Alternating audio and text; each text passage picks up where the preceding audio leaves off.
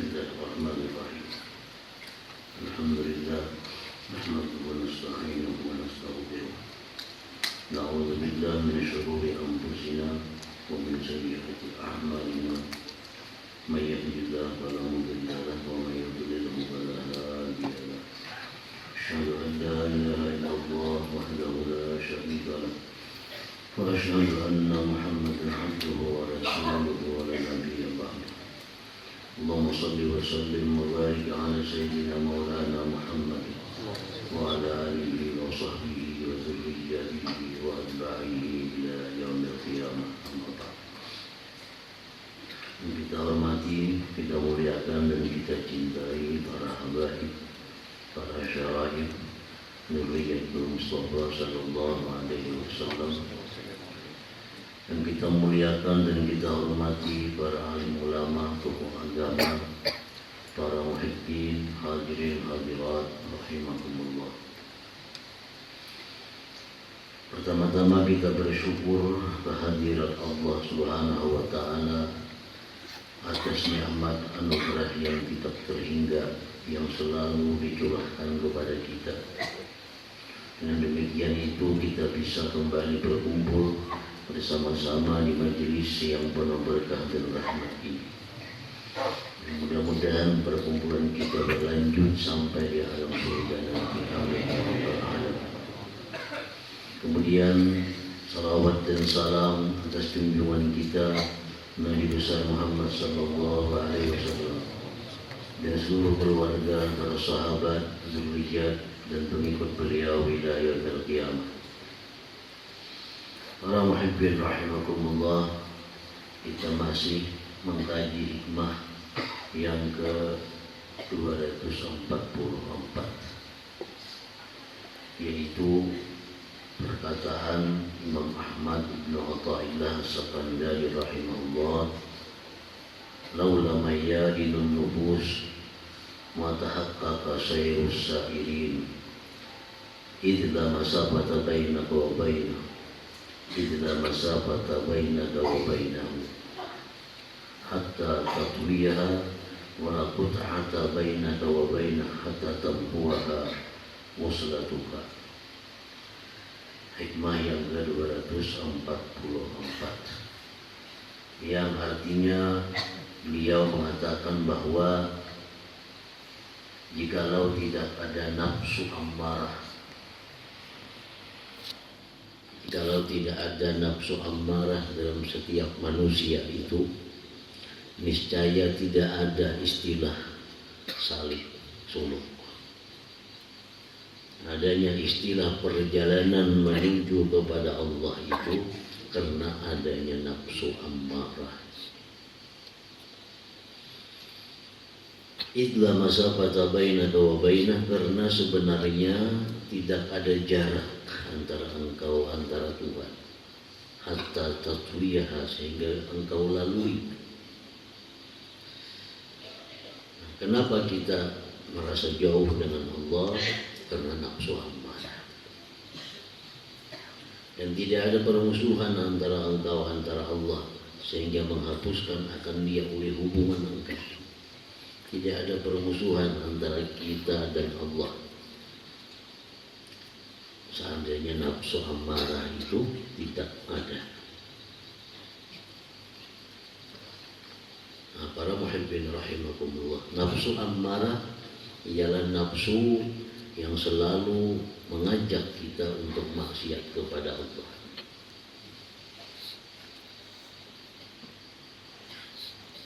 Nafsu ammarah, nafsu keinginan yang ada dalam diri kita untuk maksiat kepada Allah, itulah nafsu ammarah. Dia ada pada diri Nabi, dia ada pada diri ulama, dia ada pada diri aulia. Dia nafsu ammarah itu ada di mana-mana. Karena nafsu ammarah ini merupakan bagian dari perangkat manusia. Dalam manusia ada akal, dalam manusia ada nafsu, dalam manusia ada hati. Nah, dengan perangkat-perangkat itulah dinamakan dia insan manusia. Allah Subhanahu wa ta'ala tidak menyuruh kita menghilangkan nafsu amarah. Allah tidak menyuruh kita menghapuskan nafsu amarah. Tetapi yang disuruh oleh Allah agar nafsu amarah itu tunduk di bawah bimbingan akal. Nah, untuk nafsu amarah tadi bisa tunduk di bawah bimbingan akal, maka diperlukan pelajaran-pelajaran, diperlukan latihan-latihan. Nah, itulah yang dinamakan dengan salikin. Para muhibbin rahimahumullah, orang yang berusaha untuk menghilangkan sifat-sifat jahat dalam dirinya. Apa sifat jahat dalam dirinya? Misalnya tamak, misalnya hubbud dunia. Itu sifat-sifat jahat. Apabila seorang mukmin berusaha mengendalikan sifat-sifat itu, maka dia berarti salikin. Berarti dia salikin. Kita ada usaha, kita ada keinginan, kita ada latihan untuk mengendalikan marah kita.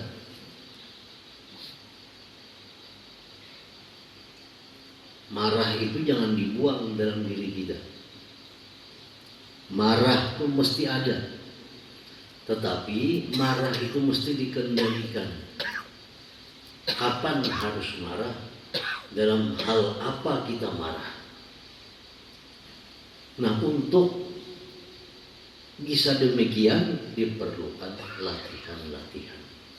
Diperlukan usaha-usaha agar si marah ini bisa terkendali. Jadi marahnya bukan dihapuskan. Kenyang itu bukan dihapuskan. Harus berlapar misalnya.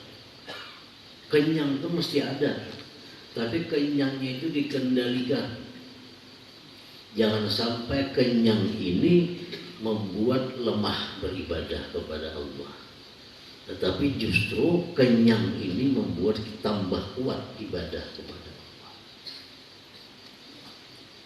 Ada orang gak kenyangan, timbul mengantuk mata. Nah, kalau lagi mengaji, nah ini kenyangnya kada teratur lengannya. Itu kenyang kada teratur. Sasak baju, melumbar ke tali salawar memakan. Ini mengarangnya kada terkendali. Kalau kenyangnya macam ini pasti mulai mengantuk. Nah, kenyang itu perlu, tapi kenyang yang membuat kita kuat ibadah. Kenyang yang membuat kita semangat untuk beribadah, bukan sebaliknya justru kenyang yang membawa lemah beribadah. Nah, mengatur hal-hal demikian itu namanya adalah suluk perjalanan seorang hamba menuju kepada ridha Allah Subhanahu wa ta'ala. Nah, para muhibbin rahimakumullah,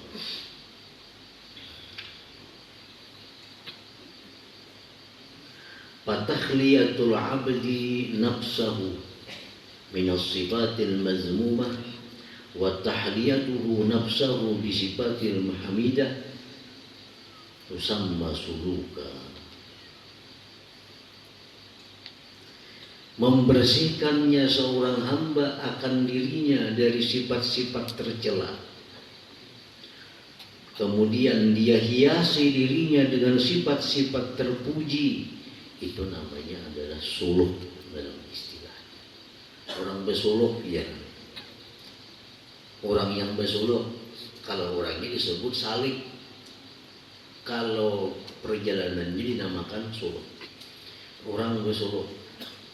Artinya orang bersuluk itu apa? Orang yang membersihkan dirinya dari sifat-sifat yang tercela, lalu dia hiasi dirinya dengan sifat-sifat terpuji, itu disebut adalah suluk namanya.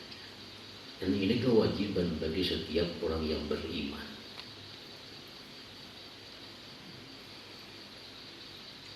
Para muhibbin rahimakumullah.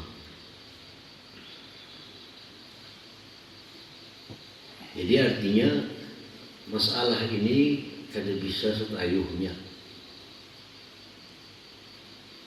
masa lalunya.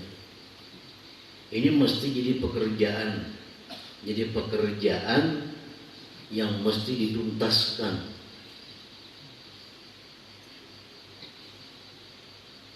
Makanya orang dahulu dan sampai sekarang ada istilah seorang guru yang membimbing untuk mengawasi tentang rohani orang tersebut. Sebagaimana kita sakit jasmani, ada dokter yang mengawasi kita, yang mengatur makan minum kita. Nah demikian pula untuk kesehatan rohani, ada jauh beda dengan demikian. Jadi urusan ini kan bisa setayuhnya. Mesti kita periksa diri kita. Kita periksa sampai di mana marah kita sekarang. Apakah masih marah kita terkendali? Atau marah kita sudah bisa diatur atau belum bisa diatur?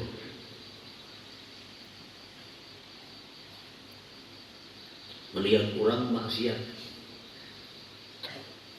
kepada Allah, kada tapi sarik. Jadi bila melihat orang tidak merangut lawan seorang mau sarik ya. Nah ini marahnya kada tak aturannya. Apakah kita demikian?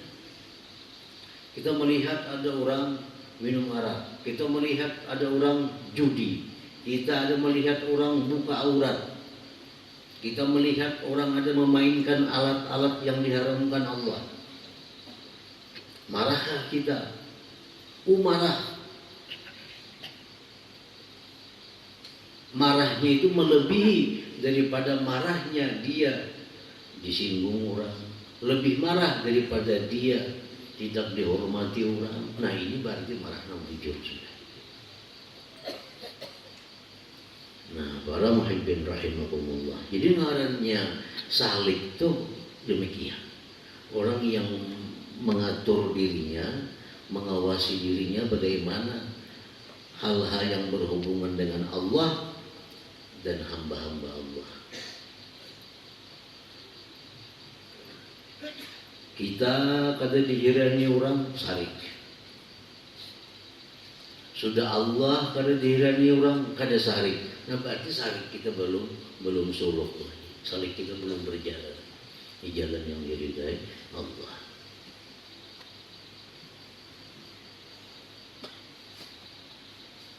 Kayak tadi, seorang disindir orang, seorang kada dihormati orang, kalau salik aja lo habang aja muka. Ada orang melanggar hukum Allah, kada sarik-sarik, nah berarti sariknya belum bujur. Nah itu perlu suluk dalam urusan marahnya.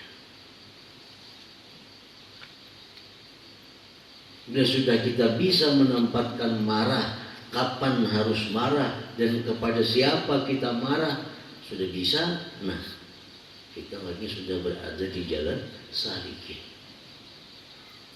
Nah ini hanya urusan marah.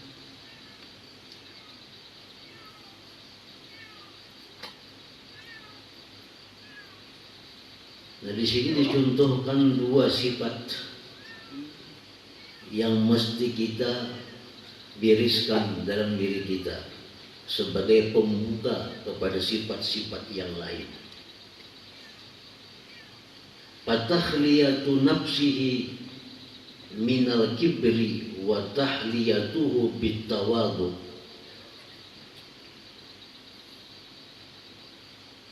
Bermula membersihkan dirinya dari sifat sombong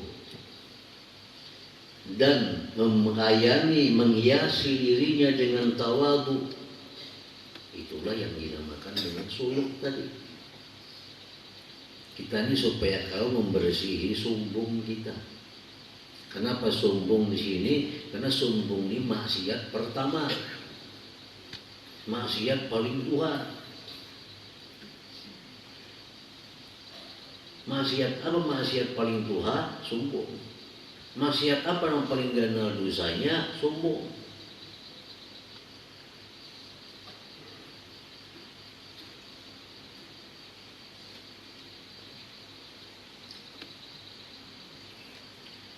An ta'lama annal kibra sifatullahi ta'ala laisa sifatul abdi. Pertama engkau mesti tahu dulu bahwa kebesaran itu adalah sifat Allah, bukan sifat hamba. Merasa mulia, merasa kaya, merasa segalanya itu sifat Allah, bukan sifat kita sebagai hamba Allah. Nah, kita harus tahu dulu itu. Kenapa orang sombong itu dicela benar dalam agama? Karena sombong itu sifat Allah yang kita ambil. Orang yang mengambil sifat Allah, Allah pasti akan marah. Kada cucuk.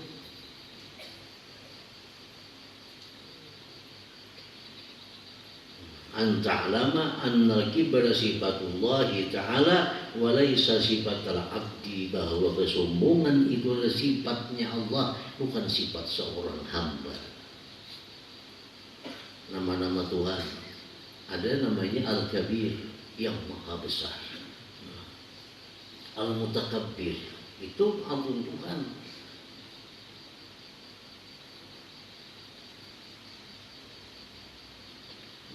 Allah Subhanahu wa ta'ala berfirman dalam hadis qudsi, al-izzu ridai wal kibriyau izari faman naz'ani wahidan minhuma azabtu. Jar Tuhan dalam hadis qudsi itu, kemuliaan, kebesaran itu sifatku. Siapa-siapa yang mengambil sifatku itu pasti aku azab. Nah, artinya apa? Orang yang merasa dirinya mulia, orang yang merasa dirinya besar, itu mengambil sifat Allah, Allah pasti akan mengazabnya.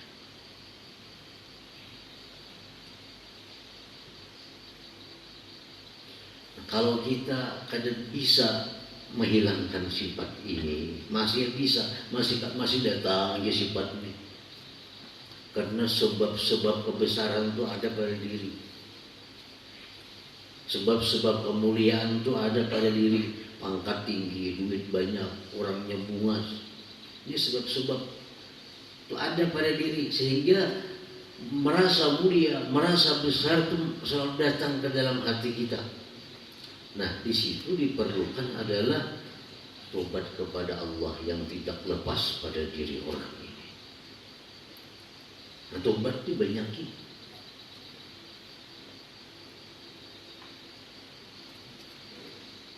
Membuangi sifat takabur itu masih belum kawan.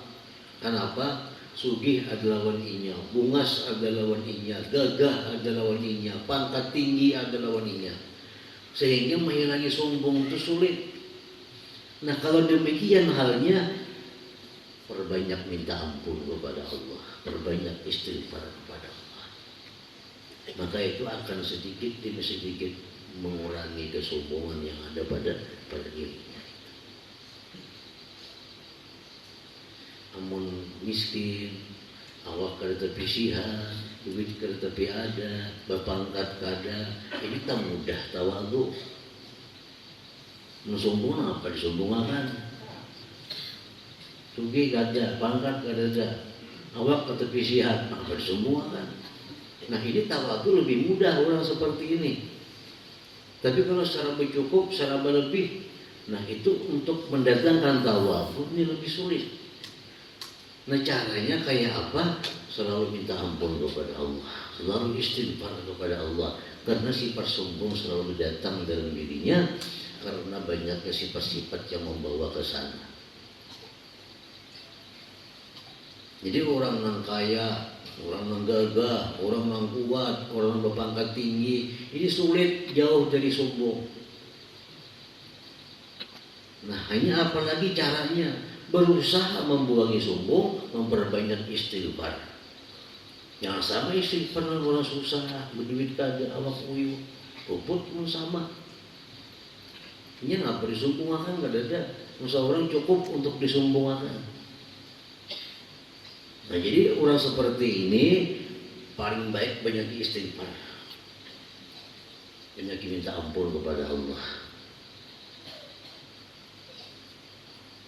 Nah, para muhibbin rahimakumullah, wa anna iblis ukhrija minal jannah. Iblis itu diusir dari surga. Walu'ina, dan dilaknat pulang abadan sarmada, selama-lamanya. Bisa babil kibri, dengan sebab kesombongan. Itu aja sebutin. Ibadahnya iblis ini kan memparakan kita. Tidak ada sejengkal tempat dalam surga itu melainkan iblis pernah sujud kepada Allah di situ. Itu iblis. Kayak apa luasnya surga? Karena tidak tempat sejengkal sekilan jua pun melainkan si iblis pernah sujud kepada Allah di situ. Dan dia diusir oleh Allah, dilaknat oleh Allah hanya karena satu kesalahan. Kadang mau sujud kepada Nabi Adam dan mengatakan aku lebih baik daripadanya.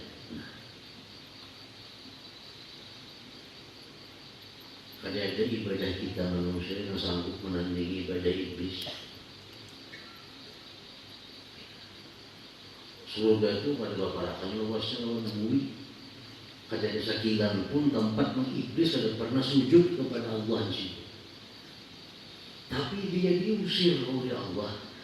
Diusir hanya sekali pada mau sujud kepada Nabi Adam, beranggapan dia lebih baik. Ana khairun minhu khalaqtan min nar wa khalaqtahu min tin. Aku lebih baik ya Allah daripada Adam. Kau ciptakan aku dari api, Adam dari tanah. Aku sujud kepada Adam. Nah hanya karena kesombongan sekali itu iblis dilaknat kepada oleh Allah abadan selama-lamanya. Dan iblis kadang minta ampun juga kepada Allah. Ada riwayat iblis beristighfar kepada Allah. Jangan iblis beristighfar kepada Allah, jadi masalah terima Tuhan. Tapi iblis beristighfar. Nah kita ini kesombongan kita pada kalau dihitung kesombongan iblis banyak kita kesombongan. Iblis cuma satu kesombongan, ibadahnya ada banyak keparakan banyaknya. Kita ini ibadah kada banyak lawan Allah, sombongnya banyak pada iblis. Merasa lebih baik daripada orang lain banyak pada iblis.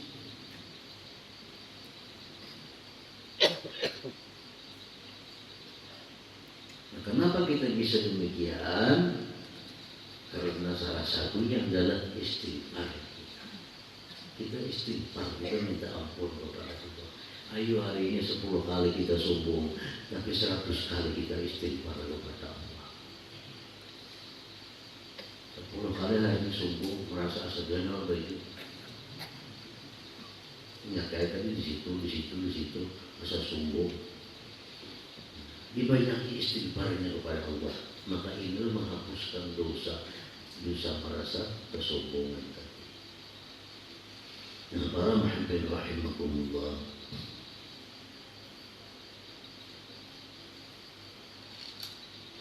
wa la yadkhulul jannata man kana fi qalbi syai'un min al-kibir, dan tidak bakal masuk surga orang yang dalam hatinya ada sesuatu dari kesombongan.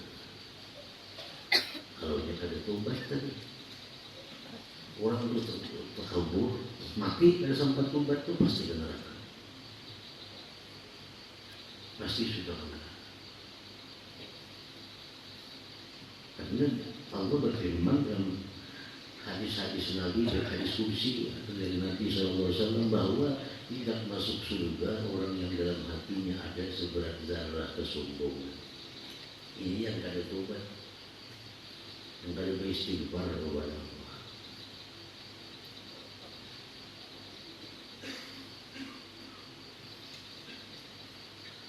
Qala Imam Al-Ghazali rahimahullah, al-kibru huwa isti'dhamu nafsika wa ru'yatu qadrika fawqal ghair. Imam Ghazali, yang namanya kesombongan itu merasa besar dirinya, merasa mulia dirinya, dan melihat orang lain itu kadarnya di bawah dia. Kemuliaan, kebesaran, kehormatan itu lebih daripada orang lain. Seperti dijelaskan minggu yang lalu, kita boleh merasa lebih kaya dari orang kalau memang kita lebih kaya. Tapi kita kada boleh merasa berarti aku lebih mulia daripada itu. Kawan bisa duit sejutanya, kita duit 20 juta sudi aku padanya. Kada sombong, itu memang kayak itu. Tapi di saat itu dia merasa bahwa aku berarti lebih mulia, nah itu sudah sombong. Berarti aku lebih besar daripada itu, sombong. Kalau merasa hanya itu, manusia yang rupawan, bungas rupa, lawan orang ada bungas, kepada bungas aku padanya, bujur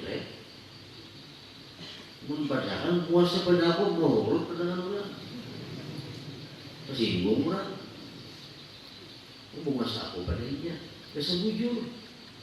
Tapi jangan sampai lewat, berarti aku lebih mulia padanya, nah itu sudah kesombongan. Mungkin dari bungasnya, bujur bunga jadi masalah.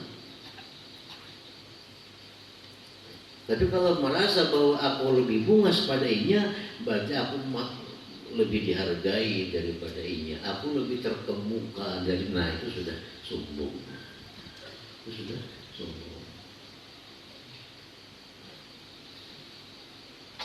Isti'dhamu nafsi, menganggap besar, menganggap mulia diri. Wa ru'yatu qadrika tahtal ghair, dan melihat kadar engkau di atas daripada orang lain. Nah itulah namanya kesombongan. Waqad qila, sungguh dikata orang, la tata'azam ala ghairik, jangan kau merasa mulia, merasa besar atas selain engkau, bisa bagi kasrati malik, dengan sebab banyaknya harta engkau. Jangan kita merasa lebih mulia daripada orang lain karena banyaknya kita punya harta. Wa ulumik ilmu engkau. Jangan merasa besar daripada orang lain karena kita banyak yang punya ilmu. Wajahi, pangkat kedudukan engkau, wajamalik, kehidupan engkau, wa kasrati iyalik, banyaknya anak buah engkau. Fatakuna minal mutakabbirin al-mamqutin, jadilah engkau orang yang sombong, yang dicela, yang terkutuk. Para muhibbin rahimakumullah.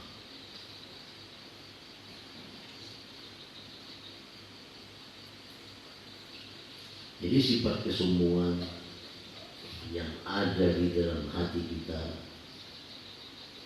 pasti ada. Untuk mengendalikan kesombongan ini diperlukan suluk. Melatih suluk, melatih diri. Dulu disindir orang, terus harga. Kalau tersinggung sedikit, kalau sarika. Coba bang dilatih. Kalau orang menyinggung tuh kawan jangan sarik lagi. Disindir orang kawan jangan sarik lagi. Nah kita latih diri kita.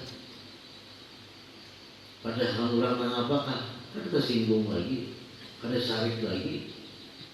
Nah melatih itu suluk. Dan kalau ini kada dilatih, maka dia akan jadi manusia yang sombong. Jadi manusia yang sombong. orang bersuluk itu artinya orang yang melatih dirinya untuk membersihkan dari sifat tercela dan menghiasi dengan sifat terpuji. Bisa masulukan dinamakan suluk. Itu kewajiban bagi setiap orang muslimah. Nah, para muhibbin rahimakumullah, ini mesti kita belajar dan mesti kita amalkan, mesti kita latih diri kita.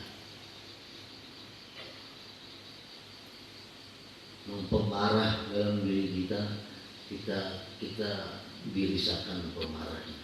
Apabila mestinya marah, jangan pemarah melulu. Orang mengelapsun pengen nyari apa aja muha. Orang membalap karena bakal lapsun kalau sarik aja. Itu hal-hal yang kada perlu sebenarnya dibuat marah. Jadi melatih diri demikian, nah itu suluk. Diatur marah kita kapan dan apa sebabnya kita marah. Kita mestinya marah di saat hukum Allah diinjak-injak orang. Kita saatnya marah di waktu hukum Allah tidak dipakai orang. Nah, itu saatnya marah. Nah, para muhibbin rahimakumullah, mudah-mudahan Allah Subhanahu wa taala memberikan kita hidayah, memberikan kita jalan untuk suluk memperbaiki diri kita agar diterima oleh Allah Subhanahu wa taala. Amin amin ya rabbal alamin. Syukur